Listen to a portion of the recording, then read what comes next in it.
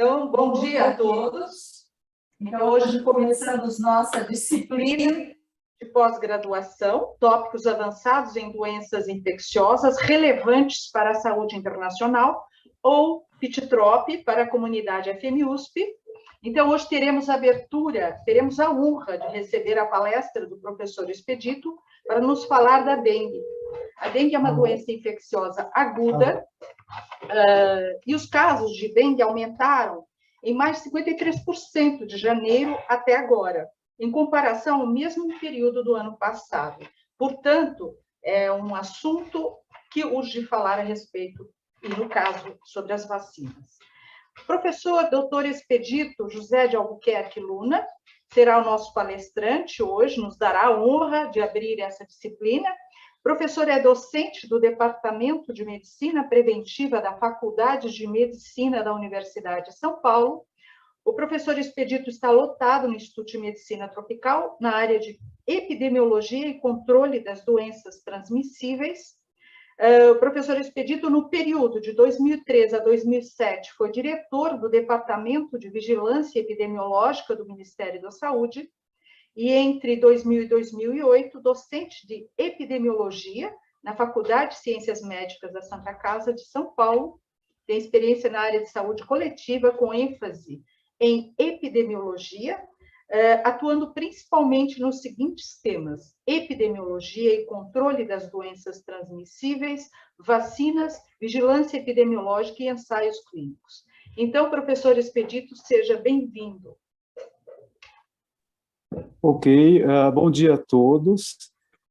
Eu vou começar falando como que eu me envolvi com esse tema.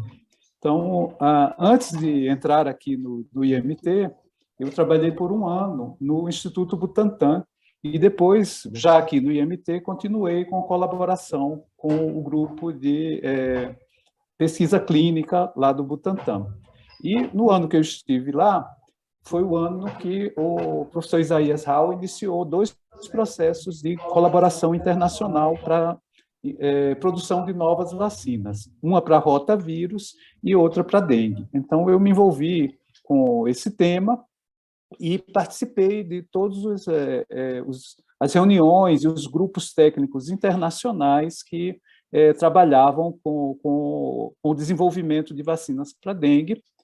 E foi um processo, naquele período, bastante intenso, né, com muitas, talvez 2 vezes ao ano, reuniões internacionais, juntando os grupos que estavam envolvidos nessa pesquisa, e isso perdurou até 2020. Aí, a última reunião internacional desse grupo de vacinas de dengue foi em janeiro de 2020, um pouco antes de começar as restrições da pandemia. De lá para cá, esse processo aí um pouco se desarticulou. Então, a gente vai falar sobre isso. E, assim, ao preparar essa aula, eu fui buscar as minhas primeiras aulas de desenvolvimento de vacinas para dengue e trouxe alguns slides para a gente ver como que estávamos lá em 2009, 2010, e o que é que a gente chegou hoje.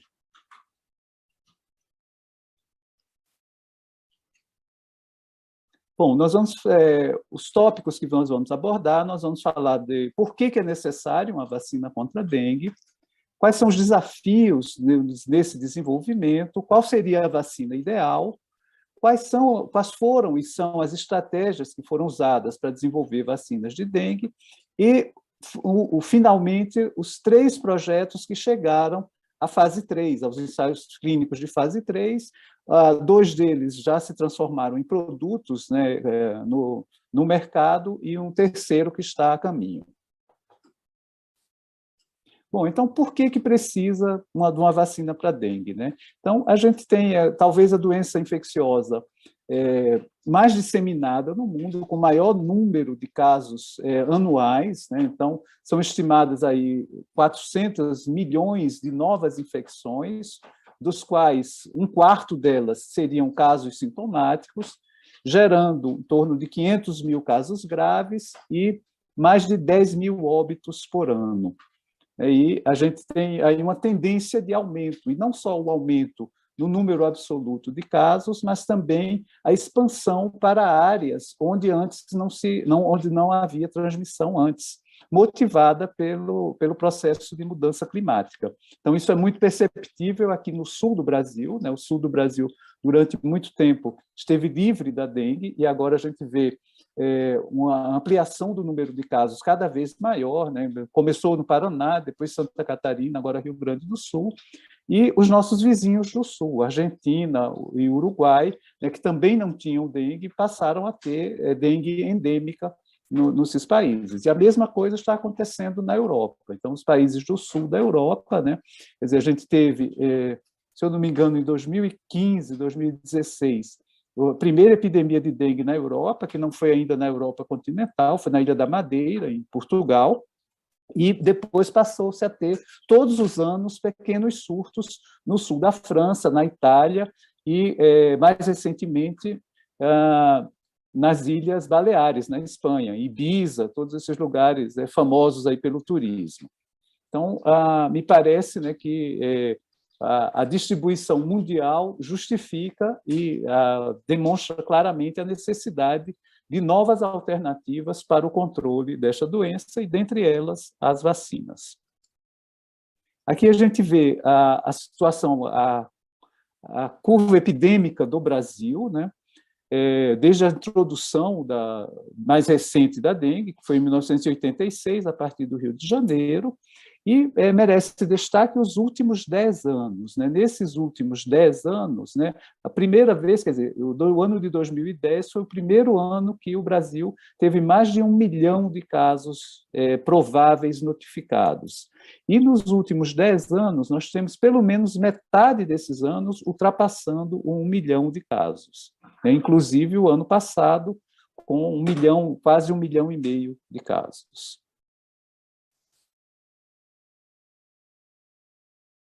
Bom, e por que tem sido complicado, difícil desenvolver vacinas contra a dengue?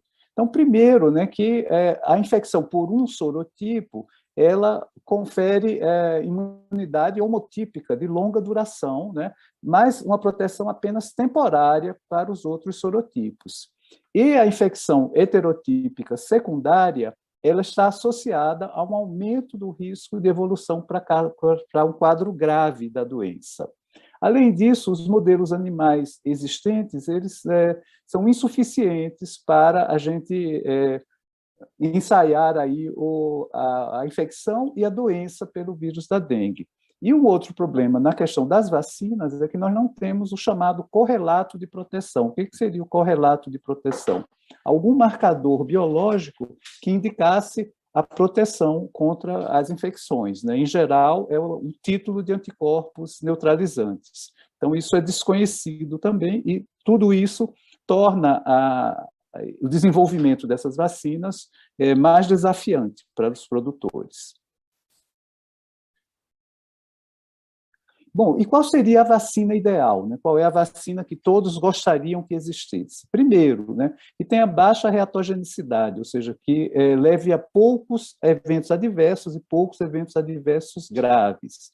E que ela seja capaz de induzir a proteção semelhante àquela que é conferida pela infecção pelos 4 vírus selvagens, por cada um dos 4 vírus selvagens. Que a resposta que ela induza seja balanceada contra os 4 sorotipos. E a gente vai ver que esse é um grande problema, que a gente até agora, os 3 projetos, aparentemente, não conseguiram ainda resolver essa questão de ter uma resposta, de induzir uma resposta balanceada para os 4 sorotipos. Bom, e que a proteção que a vacina induza seja de longa duração, que ela possa ser usada por pessoas que já se infectaram 1 ou mais vezes, e que nessas pessoas não induza o fenômeno aí do Antibody Dependent Enhancement, o ADE, né, que é essa exacerbação da resposta de anticorpos na infecção secundária, de anticorpos não neutralizantes, que leva a uma exacerbação da doença. Então, que isso não aconteça com a vacina. Que não haja interferência com outras vacinas, especialmente as vacinas para outros flavivírus. Então, no caso aqui da América do Sul, a febre amarela e, no caso do Sudeste Asiático, a encefalite japonesa, que tem o menor número de doses possíveis e tenha preços acessíveis, né? Então, isso tudo é o que a vacina ideal, que todos gostariam, que todos estão buscando. Depois a gente vai ver se os projetos existentes, quanto que eles conseguiram entregar disso daí. Bom, várias estratégias, né, desde as mais antigas de desenvolvimento de vacina, já foram usadas para desenvolvimento de vacinas contra a dengue. Desde vírus inativados, vacinas de subcomponentes e subunidades, e várias técnicas de atenuação dos vírus, né, que foram desde as mais tradicionais, mais antigas, com passagens sucessivas em culturas, por indução de mutações específicas e por quimerização, né? Construção de vírus novos que são pedaços, com pedaços de outros vírus. Então, aqui a gente tem a ilustração do que era uma quimera, né, na mitologia grega, né? Então, na mitologia grega, a quimera era um ser formado tinha uma cabeça de leão, né, o corpo de leão, uma cabeça de bode e uma cauda de serpente, né? E aqui embaixo da quimera, a gente colocou aqui uma representação esquemática do genoma dos vírus da dengue, para a gente, em vermelho, os dois genes que têm sido mais manipulados nessa quimerização, né, o da pré-membrana e do envelope, e também as duas pontas aí, essas áreas não codificantes que também têm sido trabalhadas na produção, na atenuação para a produção de vacinas. Bom, aí eu peguei o slide da aula de 2010, olha. Então, naquele momento, a gente tinha 9 produtos que estavam sendo ensaiados, desde que já estavam em ensaios clínicos, até produtos que ainda estavam em fase de bancada ou experimentação em modelos animais. E a gente vê que tinha vários deles que eram conduzidos ou com a participação de instituições brasileiras, né? Vejam a diferença disso para a Covid, né? A pandemia mais recente, né? A última vez que eu olhei no Vaccine Tracker da Organização Mundial da Saúde, tinha mais de 400 produtos candidatos à vacina para a Covid. E aqui na dengue a gente não chegou a 10, né? E na medida em que alguns deles avançaram, os outros foram desistindo, foram recebendo menos financiamento e foram interrompidos, ou estão num passo bastante lento. E, no final, nós temos 3 que chegaram à fase final dos ensaios clínicos, né, a fase 3. 2 deles já são produtos no mercado, né, os 2 primeiros, que é a Dengvaxia, né, da Sanofi Pasteur, que é uma vacina viva, atenuada e quimérica, ou da Takeda Pharmaceuticals, né, que antigamente era uma pequena empresa de biotecnologia americana, a Envirogen, né, que a Takeda batizou a vacina aí de Kedenga, também é uma vacina viva, atenuada e quimérica. E temos o terceiro projeto, que ainda está na fase clínica de avaliação, na fase 3, que é esse projeto da vacina desenvolvida pelos Institutos Nacionais de Saúde dos Estados Unidos, junto com o Instituto Butantan. Então, nós vamos falar um pouco de cada um desses 3 projetos. E vocês vão ver que eu tenho mais dados do primeiro projeto, do da Sanofi. E como eu falei, durante esse período longo aí, que a gente teve todo esse processo internacional de discussão, era o projeto que estava mais desenvolvido, mais avançado, e no qual houve, então, muita reunião, né, e muita troca de informações. A Takeda, ela vem no processo, na fase final dela, passa, e também o Butantan, entram no período da pandemia, que tudo isso se desarticulou, e a gente tem menos informações, menos detalhes do processo de desenvolvimento. Então, falando da vacina da Sanofi, né? Então, ela é uma vacina viva atenuada, quimérica, E a base dela não foi o vírus da dengue, mas sim o vírus vacinal da febre amarela, o vírus 17D, pois a Sanofi é uma produtora, uma das poucas produtoras no mundo da vacina contra a febre amarela. Então, o que é que foi feito, né? Qual foi a quimerização? Esse vírus vacinal da febre amarela foi usado como base e foi substituído no genoma dele esses genes da pré-membrana envelope pelos genes equivalentes dos 4 vírus da dengue. O processo de testagem clínica foi muito amplo, né, muito grande, mais de 10 mil participantes nos ensaios em fase 1 e 2, e depois os ensaios em fase 3 foram feitos com mais de 30 mil, 31 mil crianças e adolescentes na Ásia e na América Latina, né? Então, aqui, inclusive aqui no Brasil, onde houve 5 centros de pesquisa nesse grande ensaio clínico. É uma vacina que é utilizada em 3 doses, com um intervalo de 6 meses entre elas. Então, isso também já representa um problema para os programas de vacinação, porque a série completa de vacinas dura um ano inteiro. E aqui a gente vê os principais resultados, né? Então, aqui são os 2 grandes ensaios, né, que eles chamaram CID-14, CID-15, o 14 é o da Ásia, que testou a vacina em crianças de 2 até 14 anos, e o outro da América Latina, que pegou crianças de 9 a 16 anos, crianças e adolescentes de 9 a 16 anos. Na linha abaixo, né, a linha azul mais clarinho, a gente tem o resultado agregado dos ensaios da América Latina e da Ásia. Então, a gente vê que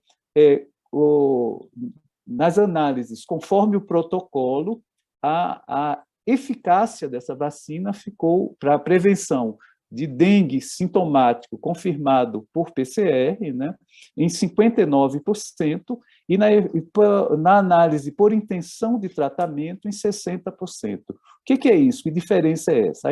A análise por protocolo é aquela que exclui os participantes que não cumpriram todas as etapas do protocolo. Então, se alguém deixou de tomar uma dose da vacina, se alguém perdeu alguma visita, é excluído dessa análise. A análise por intenção de tratamento considera todos que entraram, né? Então, o N dela vai ser, na realidade, seria prejudicial ao produto, porque aqueles que foram perdidos do meio do caminho, do ensaio, também são contados. Nesse caso, teve muito pouca perda de segmento de voluntários. Então, os 2 números são muito próximos, né? Um é 59% e o outro 60%. E aqui a gente vê o desempenho desses produtos para dengue grave. O dengue grave foi uma definição feita pelo próprio ensaio, então o grupo da Sanofi elaborou uma definição de dengue grave. Também para a classificação antiga da dengue, né? Então, para a eficácia para a febre hemorrágica da dengue, e uma variável proxy da gravidade, né? Que é a hospitalização por dengue. E aí a gente vê, de novo, olhando a linha do pool, né, que é os resultados da Ásia e América Latina agregados, a gente vê que foram 79% para dengue grave de eficácia, 85% para a febre hemorrágica da dengue e 72% para hospitalização por dengue. Então, resultados eram bastante promissores, né, na ideia de que é possível prevenir uma grande proporção dos casos graves, né, e prevenir também a infecção sintomática, mas com uma eficácia menor. E ela também demonstrou eficácia significativa para os 4 sorotipos, né, nos ensaios clínicos. Então, a gente vê, para o dengue 1, 54%, para o dengue 2 foi o pior desempenho, 43%, para o dengue 3, 71%, e para o dengue 4, 76,9%. Foi o melhor resultado da vacina, foi para o sorotipo dengue 4. E, com relação às idades, e aqui a gente acrescenta duas questões, idade e o status sorológico no início da série vacinal. Então, nas crianças e adolescentes que eram soropositivos, ou seja, que já tinham tido dengue antes de se vacinar, a eficácia foi para todas as idades, né, 79%, 81% para os de 9 a 16 anos e 70% para os menores de 9. Já para os soronegativos, aí começou a aparecer o problema dessa vacina. Vocês veem que, para todas as idades, a eficácia ficou em 31%, e o intervalo de 95% de confiança inclui o zero, ou seja, pode ser que esse resultado, devido à variação amostral, ela poderia estar, o valor real está no zero ou abaixo do zero, ou seja, esse resultado não é significativo, e ele não foi significativo principalmente para os menores de 9 anos. Então, vocês veem aí uma eficácia de ponto de 14% e o intervalo de confiança, o ponto extremo aqui de 95% de confiança, de menos 111. Então, esse resultado aqui levou a Sanofi a trazer o produto para o mercado apenas para pessoas com mais de 9 anos de idade, a partir dos 9 anos de idade. E vocês veem que no ensaio da América Latina, que começou depois do ensaio da Ásia, eles só incluíram crianças a partir dos 9 anos, ou seja, eles já estavam dando como certo que a vacina não seria usada para menores de 9 anos. Todos os menores de 9 anos que foram incluídos nos ensaios foram nos ensaios da Ásia, e foram realizados, começaram um ano antes dos ensaios da América Latina. Bom, e com base nesses resultados, a Sanofi pediu, né, o registro, né, nas autoridades regulatórias para o uso da vacina, e isso foi concedido por mais de 20 países endêmicos, inclusive a Anvisa, né, e também, né, as agências mais rigorosas, aquelas que o mundo inteiro olha para os seus resultados, né, que são a FDA, a Food and Drug Administration dos Estados Unidos, e a EMA, European Medicines Agency, da União Europeia. E depois disso, né, essa vacina, a Dengvax, ela foi usada em 2 programas públicos de vacinação em massa. Um foi feito no Brasil, aqui no nosso vizinho, o estado do Paraná, e outro nas Filipinas. Em ambas situações, foram decisões mais políticas que técnicas o seu uso, né? Então, nas Filipinas havia uma eleição presidencial à vista, né?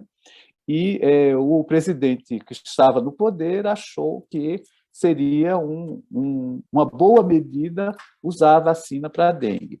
Assim como o governador do Paraná, que ia enfrentar a reeleição, e o Paraná, naquele ano, tinha tido a maior epidemia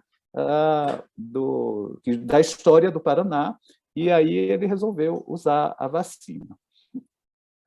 Ambos os que decidiram isso perderam as eleições. Acho que não por conta da vacina de dengue. E nas Filipinas, o que ganhou, né, acusou o outro de estar fazendo a população filipina de cobaia, gerou um grande tumulto no país, gerou uma insegurança muito grande para as famílias que tinham deixado as crianças serem vacinadas. Ele acusou da vacina estar acarretando mortes das crianças, fez exumação dos corpos de crianças que tinham morrido de dengue para provar que tinha sido a vacina que tinha matado essas crianças, e chegou a prender os pesquisadores que tinham feito o ensaio clínico lá nas Filipinas, não as pessoas que tinham sido responsáveis pelo uso da vacina, mas as pessoas que tinham participado 3 anos antes dos ensaios clínicos. Então, foi uma comoção tal que não foi possível avaliar esse programa das Filipinas, que foi mais abrangente do que o do Brasil. No entanto, aqui no Brasil, a gente conseguiu fazer uma avaliação de efetividade, né? Ou seja, como é que a vacina, qual é o desempenho da vacina quando você usa em massa e não mais no ensaio clínico.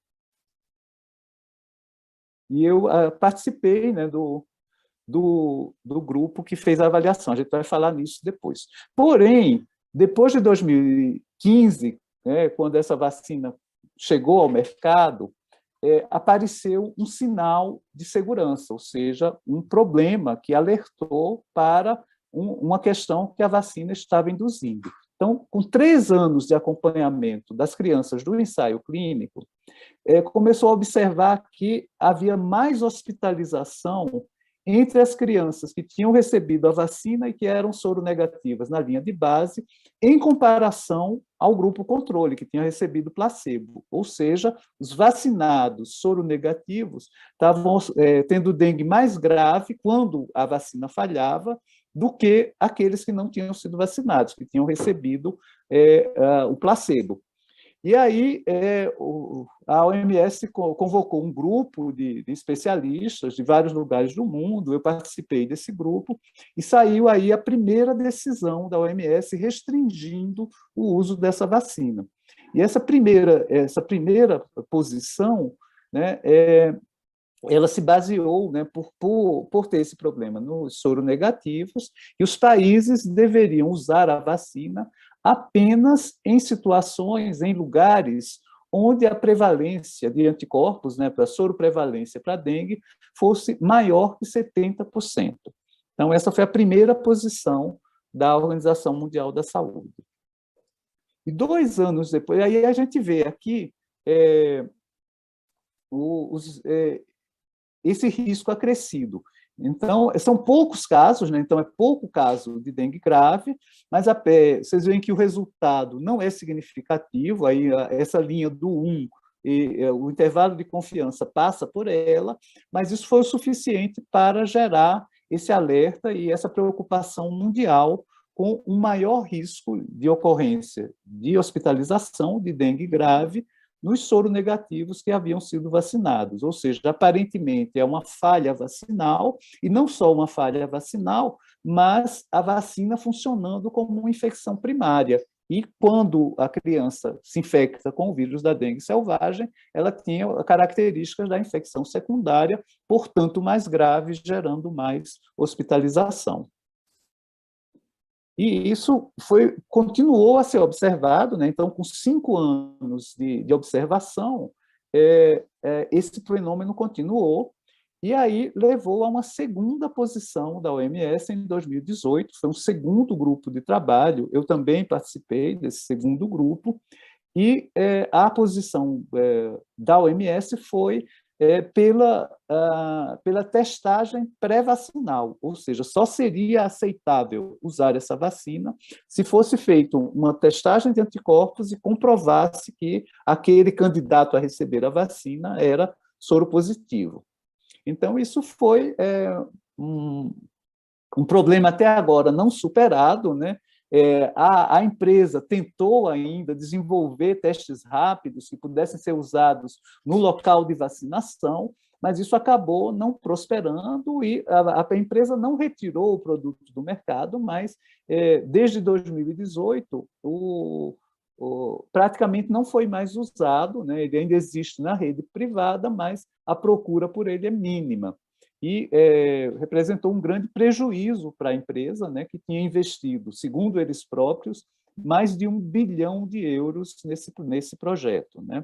Implicou, por exemplo, em construção de uma planta de produção, né, de uma fábrica lá em Lyon, na sede da empresa, na França, e tudo isso que foi feito, né, e dentre outras coisas, o cientista-chefe do programa foi demitido, trouxeram pessoas novas, mas não teve, aparentemente, não houve sucesso no que veio no subsequente, e esse produto está parado aí, digamos. E agora eu vou falar um pouco do nosso estudo de efetividade, né? Então, nós analisamos o uso dessa vacina no Paraná.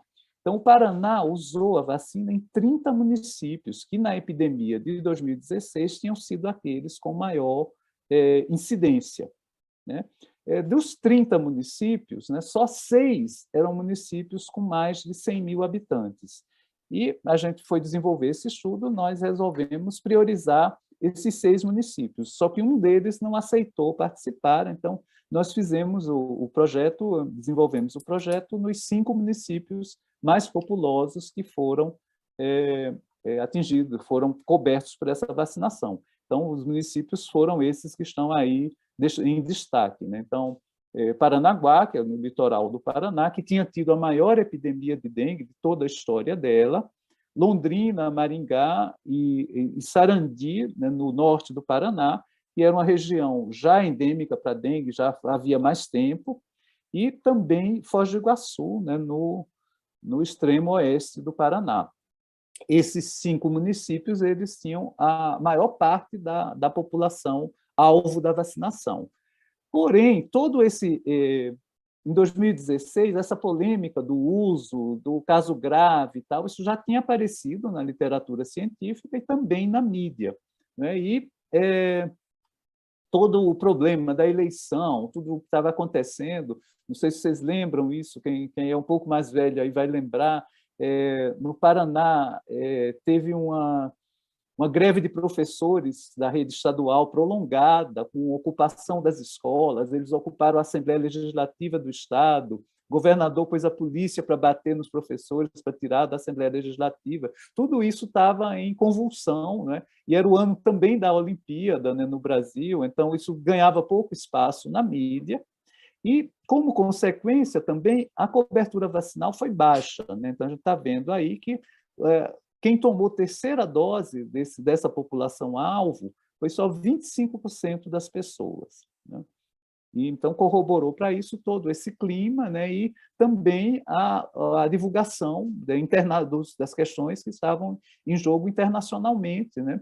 E, principalmente nas cidades maiores, Londrina e Maringá, onde você tem uma comunidade médica forte, escolas de medicina consolidadas, muito fortes, e que muita gente se posicionando contra a vacinação. E aqui a gente tem o resultado desse ensaio. Então, é uma tabelona grande, né, mas eu vou destacar o que aconteceu. Então, a gente vê, na primeira linha, a efetividade para prevenção de dengue confirmado por PCR. A gente conseguiu implantar PCR para todos os casos suspeitos de dengue nessas cidades nesse período. E a gente vê que a efetividade foi só de 11%, com o intervalo de confiança, incluindo o 1, né? Então, incluindo a não eficácia, ou seja, resultado não significativo. O único resultado significativo foi na prevenção de dengue 4. E dengue 4 foi o sorotipo que menos ocorreu no ano de 2019, lá no Paraná. Ocorreu só na cidade de Foz do Iguaçu, que era um reflexo da epidemia que estava ocorrendo no Paraguai. Apesar disso, a gente teve, olha, uma eficácia de 93% para dengue 4. Sim, um outro detalhe, né, que é importante a gente ressaltar é que a vacinação começou em 2016, né? Só que 2017 e 2018 não teve dengue nessas cidades. Então, a gente montamos todo o programa de vigilância com PCR e tudo mais. Todo mês eu ia para Londrina e Maringá e passamos 2 anos sem ter dengue. O que entrava de suspeito dava negativo. Então, só foi ter dengue em 2019, ou seja, é um período de entre 2 e 3 anos após a vacinação das pessoas. E o resultado foi esse, né, que também acabou gerando mais um dado negativo para a vacina.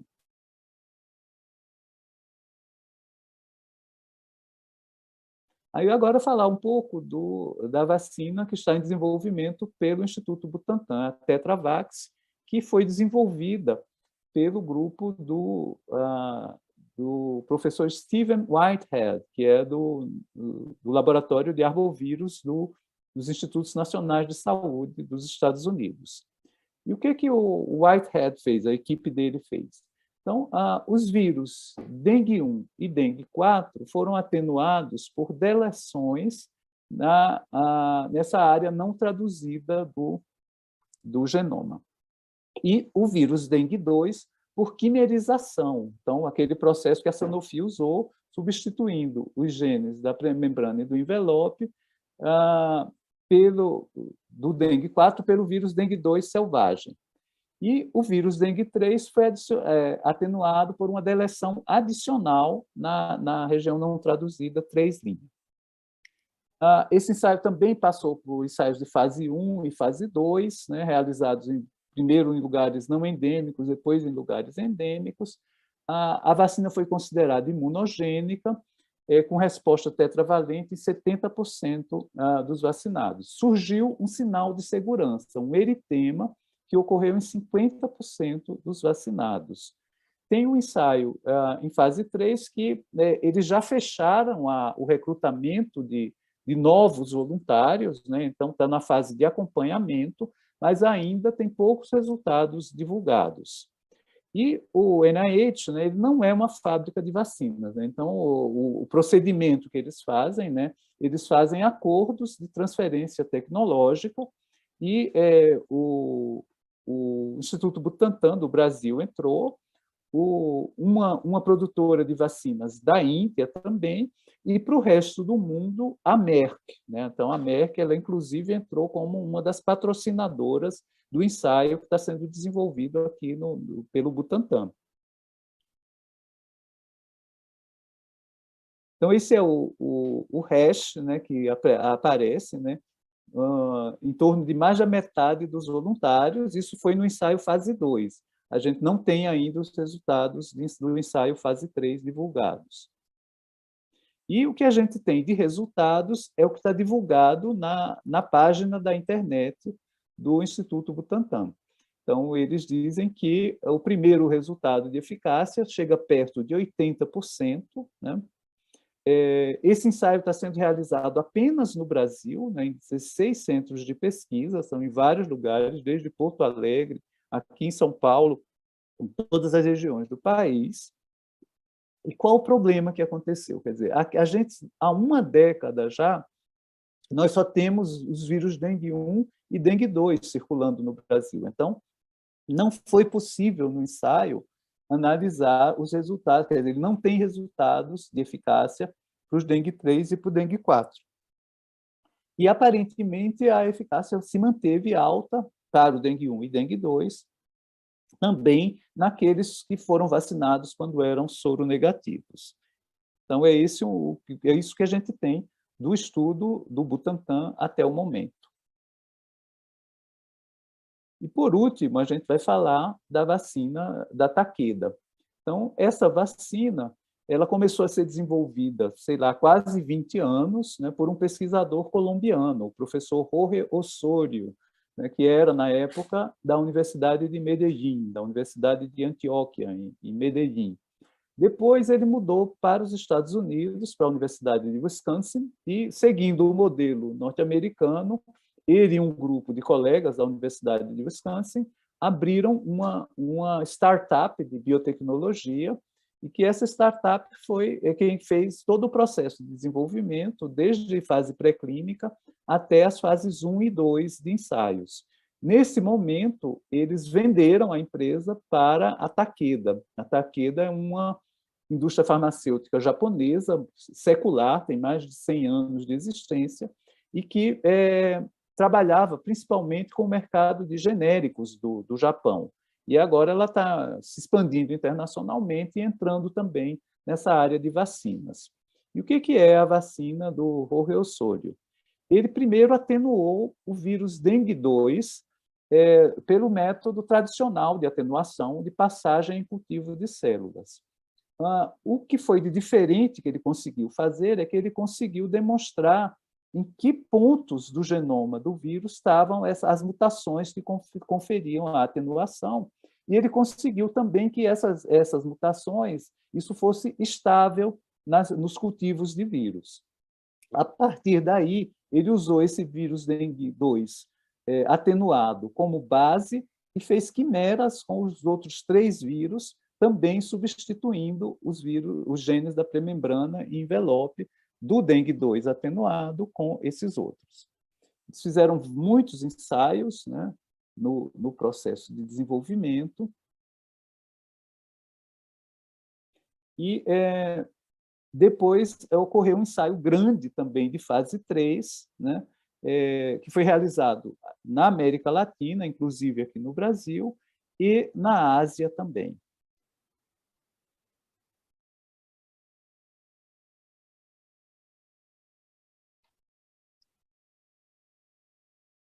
Bom, e os principais resultados da vacina da Takeda, ela demonstrou uma eficácia geral para dengue virologicamente confirmado de 80%, né?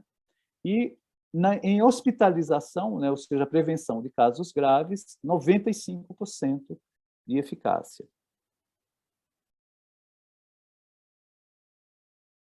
Em relação aos sorotipos, ela funcionou melhor para aquele vírus, que é a base dela, o dengue 2, então 97%, quase 98%, mas um resultado também satisfatório, né, semelhante ou até melhor do que a vacina da Sanofi, 73% para o dengue 1 e na casa dos 60%, 62% para os dengue 3 e dengue 4. E também em relação à soropositividade, soronegatividade dos vacinados, ela também teve um bom desempenho entre os soronegativos.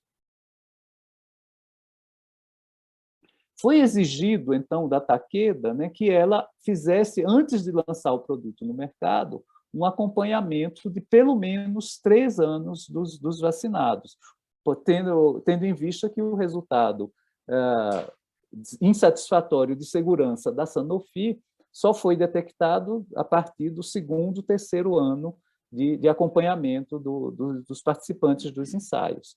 Aí vocês veem que a Takeda ela publicou, está publicado na literatura científica, os resultados de eficácia de 2 e 3 anos. Então, o que era esperado está se confirmando, a gente tem uma diminuição da eficácia ao longo do tempo, né? Então, caiu de 56 para 44, né, do 2º ano, 3º ano, manteve-se uma eficácia alta na casa dos 70% para hospitalização e também, segundo o sorotipo, manteve-se.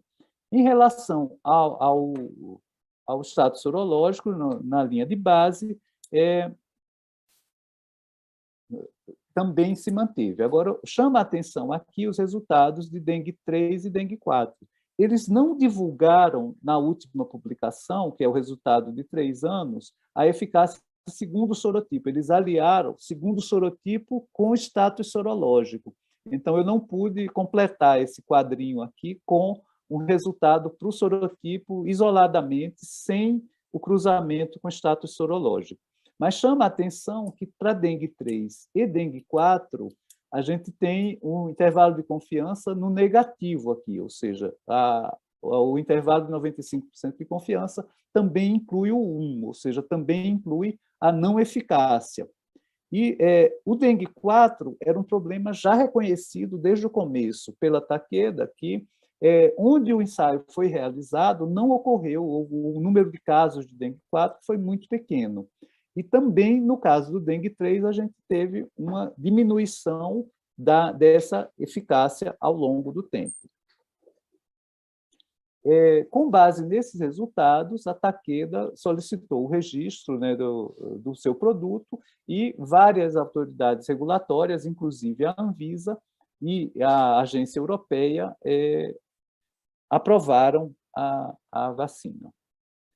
O que está faltando aqui no Brasil? Está faltando a definição de preços, né, que é feita em conjunto entre o produtor e a Anvisa. Isso não foi feito ainda, e isso é uma questão importante para a decisão do uso em massa, porque uma coisa que eu não comentei da Sanofi ao lançar a vacina, o preço colocado foi muito alto, né? Então, uma série de 3 doses de vacina, né, a série completa da Sanofi, saía em torno de $100, né?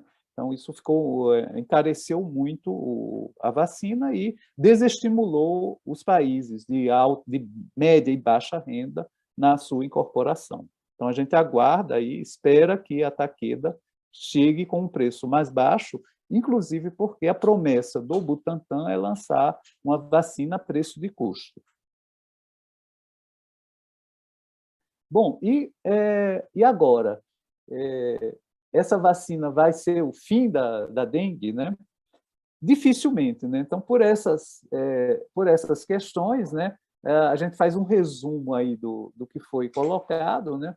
A Dengvaxia, ela está aí em cima do muro, né? Depois desse resultado insatisfatório e da necessidade de testagem pré-vacinal. A Qdenga da Takeda ainda não foi usada em programas de vacinação em massa, né? E a do Butantan ainda não apresentou seus resultados finais. Então, ela ainda não é uma vacina, é ainda um candidato à vacina. E há também alguns grupos de pesquisa internacionais que estão começando ensaios pré-clínicos ainda, em modelos animais, né, com vacinas de DNA e de mRNA. E eu diria, né, que é mais uma arma no arsenal da luta contra a dengue, né? Não é a bala de prata, talvez a gente ainda não chegou na vacina ideal, mas que talvez, combinando com outras novas estratégias de prevenção, como, por exemplo, a Wolbachia, né? Então, não sei se as pessoas conhecem, né? A Wolbachia é uma técnica, né, de infecção dos mosquitos por uma bactéria, e essa bactéria ela interferiria na migração dos vírus do tubo digestivo do mosquito para a glândula salivar. Então, seria uma espécie de vacina para o mosquito. Essa técnica já foi ensaiada com um grande ensaio na Indonésia, demonstrou a efetividade, a eficácia dessa técnica.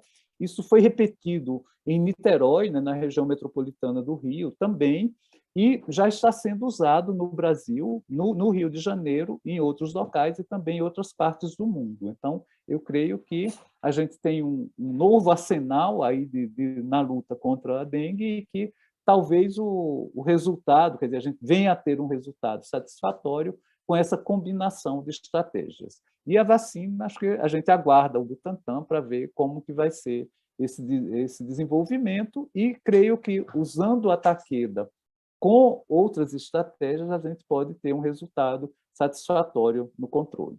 Então, eu vou interromper a apresentação e ficou disponível para perguntas, para dúvidas. Muito obrigada, professor.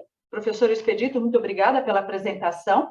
Então, aqui colocamos em abertura para questionamentos. A Camila, ela receberá as perguntas pelo YouTube, não é, Camila? As pessoas que estão pelo YouTube. Isso. E aqui, pelo Zoom, aqueles que quiserem digitar as perguntas ou fazer as perguntas, o Almir abre o microfone, e eu gostaria só de fazer uma observação aqui, então, os problemas muito sérios, né, mundiais, da utilização política, inclusive, dos problemas que ainda vivenciamos com a dengue, e que a prevenção ela é extremamente necessária ainda, e esse trabalho com o Báquia, vemos que também precisa ser acoplado a essa situação. Então, muito obrigada, e vamos aos questionamentos, aqueles que tiverem. A Hiro tem uma pergunta. Hiro, pode abrir o microfone? Sim. Estão me ouvindo? Sim. Sim. Expedito, assim, quando você coloca nessas avaliações todas as idades, a faixa etária, até que faixas etárias? Porque os resultados, assim, por faixa etária, você apresenta, assim, divididos em menor que 9, até uns 15 anos de idade. Nas pessoas mais idosas, assim, com mais idade, foram testadas? Como que foi? E por que essa concentração nas idades mais jovens?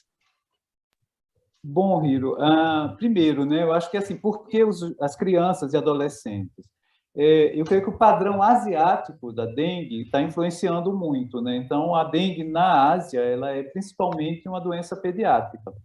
E a ideia seria, né, uma ideia otimista de que vacinando crianças seria como essas outras vacinas que a gente tem. Nós introduziríamos uma vacina para crianças e essas crianças ficariam imunes para o resto da vida. Então, essa é a explicação otimista. E todos os ensaios feitos até agora, de todas as vacinas, priorizaram essas faixas. O ensaio do Butantan é o único que está pegando desde bebê até adulto. Os demais, as outras duas, não fizeram isso. Como elas se incluíram nos ensaios de fase 1 e 2 adultos, as agências regulatórias autorizaram para a extensão do uso para adulto.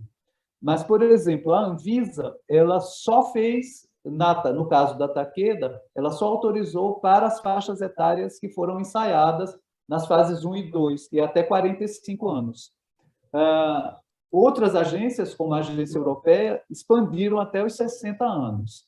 Não há ainda nenhum ensaio para maiores de 60 e nem autorização de uso para maiores de 60. Isso foi reconhecido já desde o tempo da vacina da Sanofi e a demanda de alguns países. Por exemplo, Singapura. Singapura é um lugar que tem o melhor sucesso no controle da dengue, mas, apesar disso, chegou um momento que eles não deram mais conta e começou a ter surto de dengue em Singapura. E, em Singapura, quem está adoecendo com caso grave são os idosos. E o governo de Singapura cobrou dos produtores: olha, nosso interesse é uma vacina que eu posso usar nos maiores de 60. Então, eu creio que a Takeda deve estar pensando nisso, e também o Butantan. O Butantan, com essa vantagem que eles incluíram, se eu não me engano, até 50 anos. Então, eles têm um ensaio mais abrangente em faixa etária do que os demais.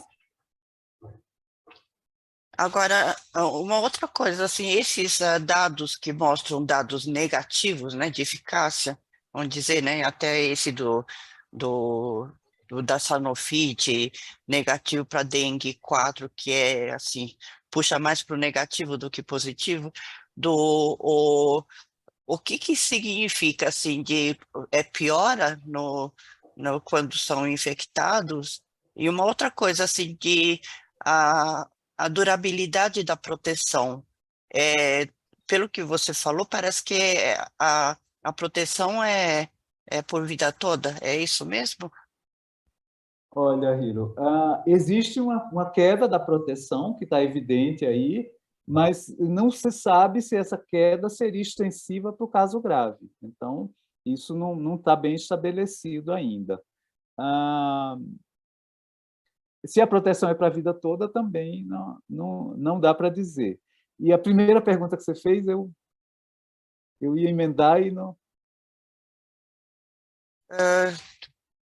Eu esqueci também Não, a primeira pergunta foi em relação a esse negativo, assim, se está sim, os negativos, ligado resultados negativos. Veja isso. só, se todo o intervalo é negativo, que vai querer dizer o quê? Né? Vai sugerir o quê? Que a vacina está aumentando o risco de dengue. Então, não faz muito sentido, né? Quer dizer, então é um achado. Isso a gente achou para o dengue 2 no ensaio de efetividade no Paraná. O intervalo inteiro está negativo. Então, seria a vacina exacerbando o risco da pessoa se infectar para dengue, que não faz sentido. Então, é interpretado como um achado estatístico não correspondente a uma valorização clínica. E os outros intervalos que incluem o valor negativo quer dizer que a eficácia não é significativa, que ela está abaixo do ponto que a gente considera de significância. E, agora, isso é importante, então, veja só, a Takeda, né, que teve, para o dengue 3 e dengue 4, resultados negativos nesse acompanhamento. Nós não sabemos com certeza o significado clínico disso, né? E talvez sejam vacinas que vão proteger como as de Covid, vão proteger principalmente para o agravamento do quadro de doença e não para a infecção.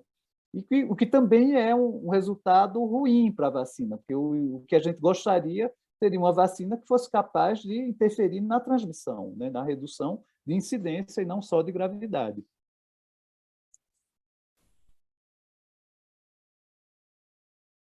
O Panucci tem uma pergunta, então, vou abrir para ele, vou manter minha mão levantada, na hora que acabarem as perguntas eu faço, que eu tenho uma de chat e uma minha. Então, doutor Cláudio, por favor, bom dia. Bom dia. Expedito, a fase 2 do Butantan tinha uns dados preliminares da resposta imune celular, e e segundo as informações que eu tive na época, eram excelentes. Houve alguma publicação do estudo fase 2 que, incluindo a resposta imunicelular para a vacina do Butantan?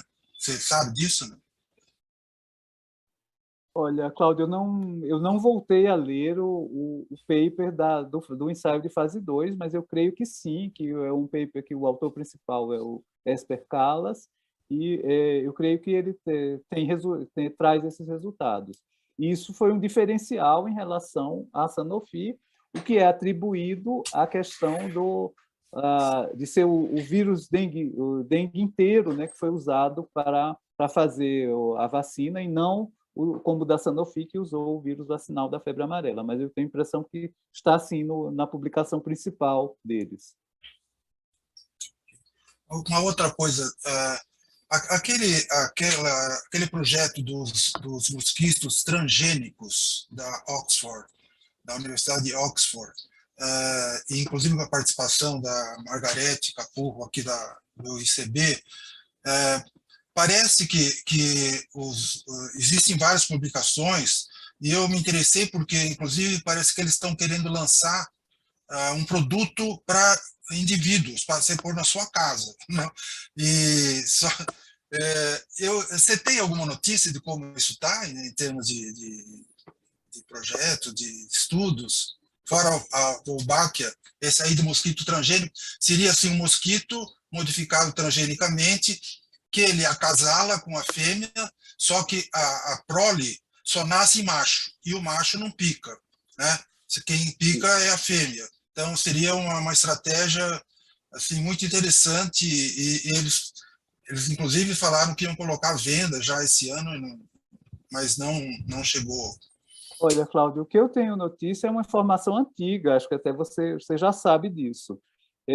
Foi feito um ensaio aqui no Brasil, com resultados bons, né, que foram em municípios do interior da Bahia, né, e depois foi usado já como um uso para o controle em alguns municípios. O que eu tenho informação foi o de Piracicaba, né, o município de Piracicaba, aqui no interior, que usou esse mosquito transgênico. Na época, eu lembro de estar no Congresso Americano de Medicina Tropical, e eu perguntei à pessoa que fazia a apresentação desse projeto quantas vezes seria necessário ficar introduzindo os mosquitos transgênicos no ambiente. Porque a ideia seria que esse mosquito transgênico chegaria um momento que a fauna dos Aedes aegypti desapareceria, porque não ia nascer mais fêmeas, então o inseto desapareceria. Na época, o representante da empresa falou que não sabia, e parece que esse é um grande problema, que não se consegue eliminar a fauna silvestre de Aedes, que eles continuam nascendo, e continua-se a necessidade de colocar novos mosquitos transgênicos no ambiente, e isso desagradou aqueles que patrocinavam, que achavam que ia chegar no momento que não iam precisar por mais. E aí creio que o rompimento, inclusive, do município de Piracicaba com a empresa se deu por conta disso, e que a dengue continuava em Piracicaba. E a empresa acusava a prefeitura de não ter cumprido o contrato, de não ter feito os lançamentos conforme havia sido planejado. Então, eu creio que eu não tenho notícia mais recente desse projeto. Eu soube também dessa coisa, que eles querem lançar para você fazer na sua casa, mas, aparentemente, o sucesso da extinção dos Aedes aegypti não se comprova nos usos que estão sendo feitos.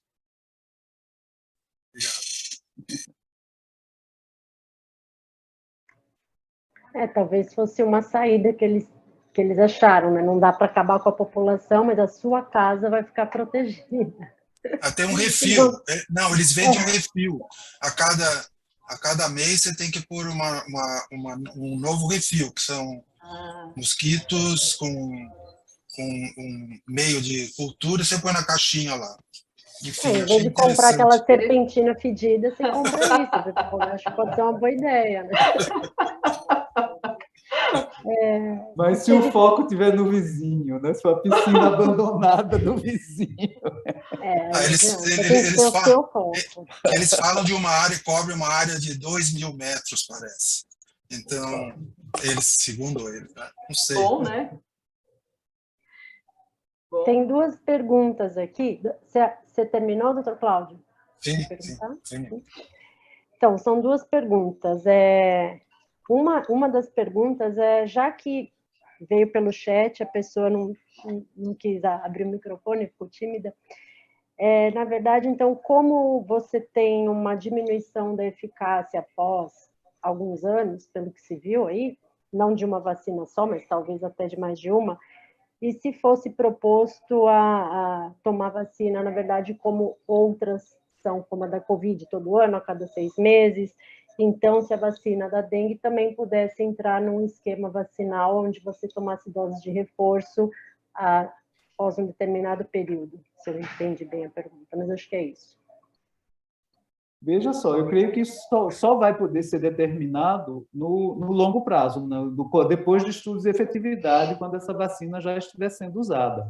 Porque, se a gente pensar, todas as vacinas que nós usamos, se a gente fosse fazer isso, ficar testando as pessoas, alguns anos depois de vacinadas, a gente ia ver também a diminuição dos seus anticorpos, né? Então, qual é o significado clínico disso? Não está muito claro. Então, nós precisamos dar tempo ao tempo para ter a resposta para essa pergunta.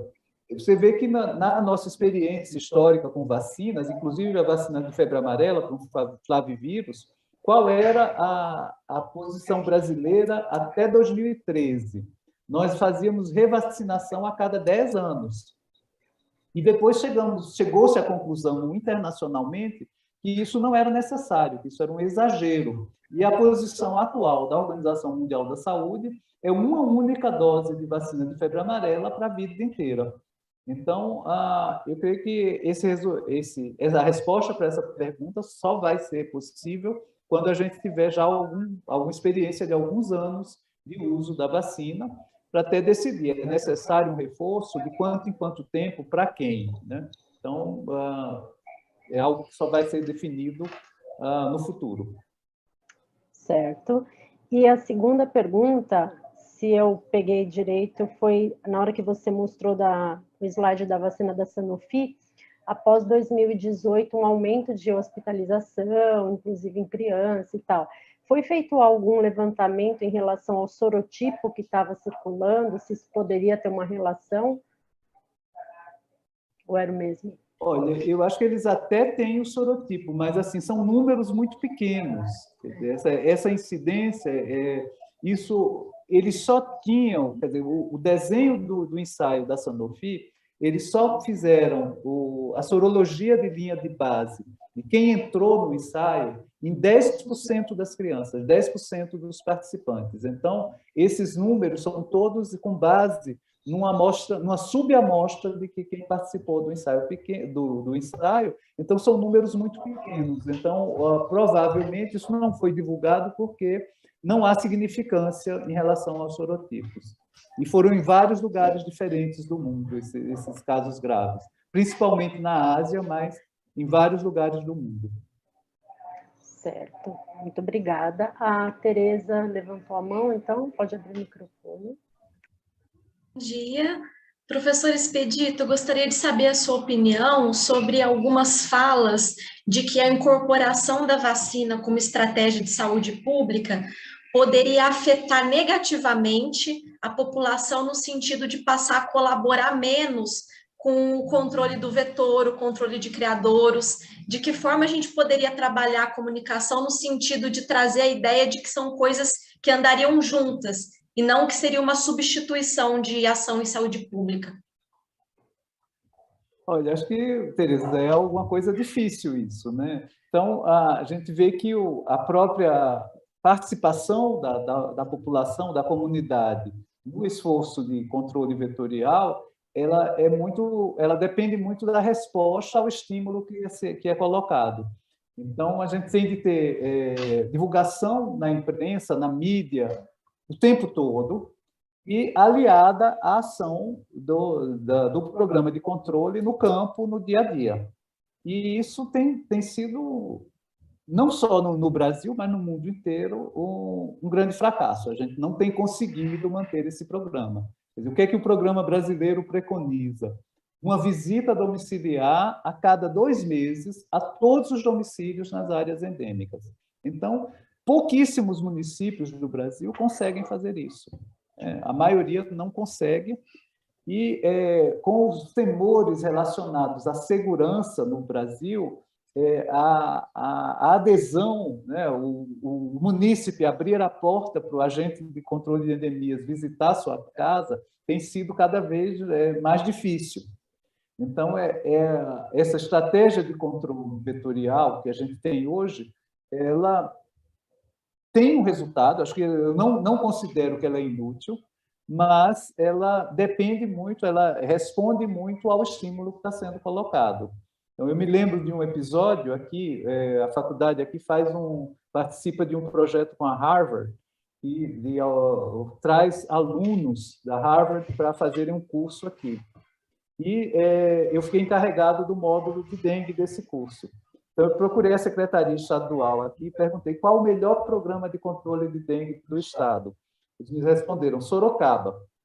E eu organizei a visita dos alunos da Harvard em Sorocaba, e, de fato, era um programa funcionante, envolvia toda a prefeitura, não era só a saúde, envolvia a educação, envolvia o transporte, que fazia controle de vetores nas garagens de ônibus, nos pontos de ônibus, enfim, era uma coisa que funcionava, e Sorocaba nunca tinha tido uma epidemia de dengue. Naquele ano, trocou o prefeito, e que achou que ia mudar o programa, que aquele programa gastava muito, que não era daquele jeito. No ano seguinte, Sorocaba teve uma epidemia com 60 mil casos notificados, 10% da população da cidade. Então, a mudança de gestão e de condução representou imediatamente uma mudança na ocorrência da doença. Então, são programas aí de controle vetorial que dependem muito, ao meu ver, aí da estratégia de comunicação, de educação em saúde. E eu penso que, ao introduzir a vacina de dengue, a gente teria de introduzir nessa estratégia de comunicação, valorizando, quer dizer, não é uma bala de prata, não é suficiente, tudo tem que continuar sendo feito. Mas é o imponderável, nós vamos ver. Eu tive uma reunião com os representantes da Takeda esses dias, e que a minha ideia, que eu já tinha dito para eles numa reunião maior, é que a introdução fosse por projetos de demonstração. Então, que houvesse um esforço de criar um local no Brasil, ou mais de um local, melhorando a vigilância, melhorando o controle vetorial, introduzindo a vacina e avaliando isso. Vamos ver o que vai acontecer.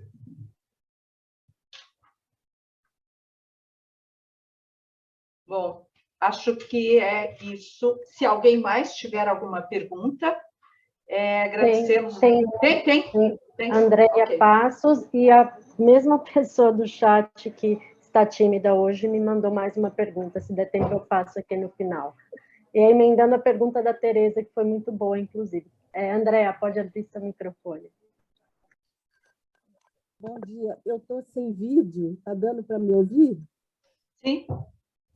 Eu tenho lido, professor, uns artigos que colocam que o aumento de mosquito não implica diretamente em aumento de número de casos. O senhor podia comentar alguma coisa? Eu fico pensando assim, a solução seria a vacina, mas o senhor poderia comentar isso, por favor? Olha, eu não acompanho muito a literatura de entomologia, mas eu participei de alguns estudos aqui. A minha irmã é uma pessoa que trabalhava na pesquisadora da SUSEM, aqui, que eu participei num projeto dela, que ela tentou identificar qual o melhor indicador da infestação vetorial e qual o melhor associação, qual deles se associa mais com a transmissão. E é muito difícil estabelecer isso, viu? A gente não... É difícil saber qual o melhor indicador, e E há essa crítica também que não haveria uma associação direta entre o nível de infestação vetorial e a incidência, né? Quer dizer, uma maior infestação acarretaria em maior incidência.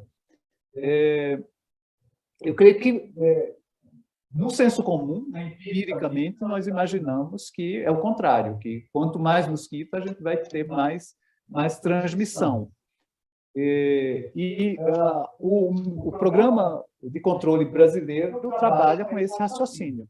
Então, os municípios prioritários são aqueles com maior infestação vetorial, de um índice que eles desenvolveram aqui no Brasil, que é um índice simplificado, né, de medir a infestação vetorial.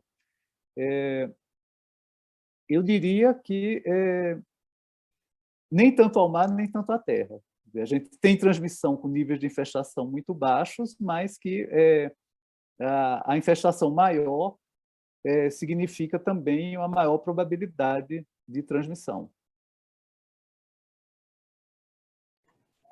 Maravilha. Só continuando aqui, então, e acho que fechou, né? Essa seria a última pergunta. Eu acho que a pessoa emendou na pergunta da Tereza, que você até já deu uma respondida falando de Sorocaba, mas, enfim, a pergunta é se você considera algum lugar no Brasil ou fora do Brasil que tenha um bom programa de vigilância para arbovírus e que você sugeriria que fosse usado como exemplo. Olha, isso é muito variável aqui no Brasil, certo? Eu sei que um lugar que tem boa vigilância de dengue é Goiânia. E Goiânia, isso é exemplificado, que Goiânia está no top 10 dos municípios com maior incidência de dengue há mais de 10 anos. Agora, isso não significa que eles têm um bom programa de controle, significa que eles estão captando bem o que está acontecendo na cidade. E os programas de controle vetorial, eu não posso dizer no momento. Agora, em nível internacional, o que é mais celebrado é o programa de Singapura.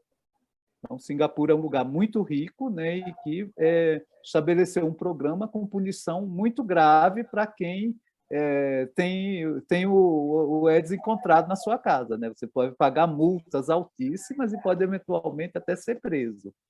E no desenvolvimento da Wolbachia é um dos mais avançados também. Então, eu lembro o último congresso de medicina tropical americano que eu fui, antes da pandemia, 2019, eu resolvi assistir à mesa de controle vetorial. E eu entrei na mesa assim, 1 minuto atrasado. E estava o primeiro slide do primeiro palestrante, era Google. Nossa, eu errei a sala, né? Essa aí deve ser a sala da informática. Né? Mas não, era assim, quem está fazendo o projeto de Wolbachia em Singapura é uma subsidiária da Google. E eles fizeram o seguinte, eles, dentre outras coisas, eles criaram um insetário informatizado, porque o palestrante dizia o seguinte, na cultura de insetos, é difícil, na cultura tradicional, manter a mesma temperatura na placa inteira. Então, alguns insetos eclodem, viram adultos antes dos outros. E isso é ruim para quem está fazendo a cultura. Os que não eclodiram acabam sendo desprezados. E aí, com o informatizado, ele consegue manter a mesma temperatura na placa inteira e os mosquitos eclodem todos ao mesmo tempo. Ao fazer isso, eles já saem por um corredorzinho que é visto pelo computador, e nesse corredorzinho os mosquitos vão andando e são separados machos e fêmeas. Por quê?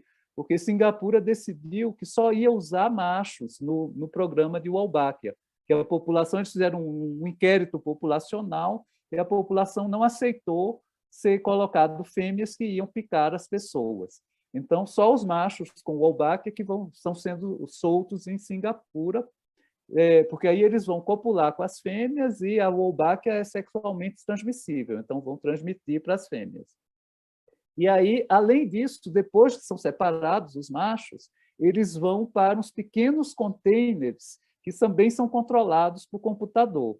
E aí tem umas vanzinhas que vão na cidade abrindo esses containers, cada container tem o número exato de mosquitos, de insetos em cada um.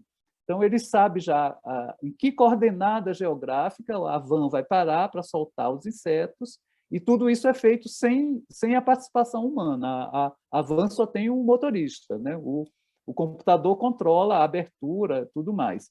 E mais, né? Em Singapura, grande parte da população mora em apartamento, e os Aedes estão vivendo nos apartamentos. Então, eles também têm drones que vão até a altura das áreas de serviço dos apartamentos e liberam a quantidade exata de mosquitos em cada lugar. Eu não vi ainda a avaliação disso, mas em breve deve estar chegando na literatura a avaliação do uso da Wolbachia em Singapura, e é com esse projeto todo tecnológico aí. Muito legal, muito bom. Eu acho que a gente não tem mais perguntas, então eu queria não só agradecer, vou abrir depois, a Lúcia vai encerrar, mas foi, além de muito informativo, foi muito gostoso ouvir, porque você conta as coisas com conhecimento muito particular, Expedito. É muito bom quando você dá aula e participa, a turma interage, e você conta uma história, você não dá uma aula, muito bom. Né? Parabéns, obrigada mesmo, foi bem gostoso. Obrigada, professor. É isso que a Camila disse, não é? Muito bom ouvir a sua aula e muito bom ver o professor Panucci aqui também. Olha o que o Expedito conseguiu. Companheiro de dengue de Araraquara, né? Muito bom, muito bom. Muito boa reunião. E na verdade, a nossa conclusão aqui, não é, professor, é que a gente precisa, enquanto não chegam as vacinas efetivamente, e as Wolbachias, que a gente continue na prevenção, não é? E cuidando da água abandonada, das piscinas e tudo mais. Bom, eu acho que aqui, mais uma vez, obrigada pela sua aula. E agora nós vamos manter a reunião, acho que não precisa mais ser gravado, né? Vamos manter a reunião com os alunos da disciplina de pós-graduação.